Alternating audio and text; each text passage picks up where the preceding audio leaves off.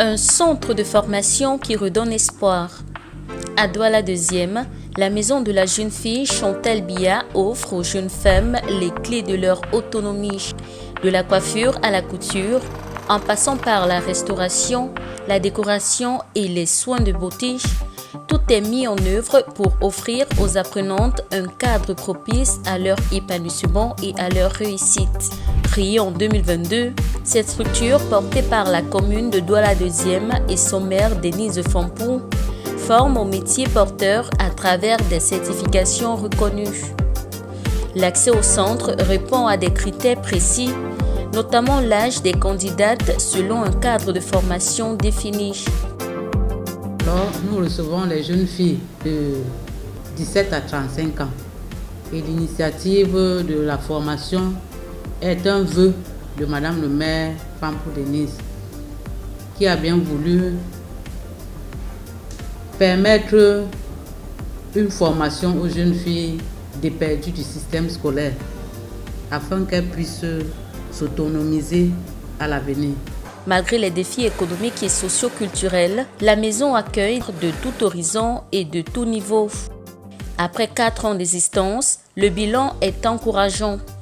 Insertion professionnelle et auto-emploi sont au rendez-vous. À l'issue de la formation, les apprenantes sont aptes à exercer un métier qui pourrait leur apporter des revenus, à l'exemple de la couture, de la coiffure esthétique et de la restauration. Liliane Kateux, formatrice professionnelle en coiffure, manicure, pédicure et soins esthétiques, donne le meilleur d'elle-même pour une formation réussie.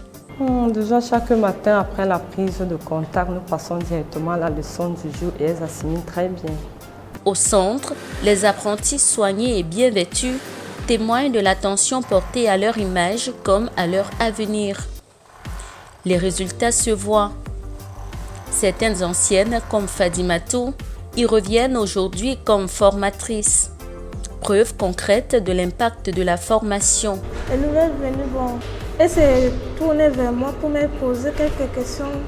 Là où elle se bloque en couture, elle vient me demander, je lui montre. Pour les étudiantes, l'objectif reste le même. Apprendre un métier, gagner en indépendance financière et se construire un avenir stable.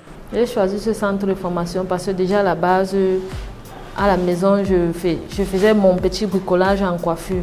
Du coup, j'ai appris qu'il y a la maison Chantal Biya qui a subventionné une partie.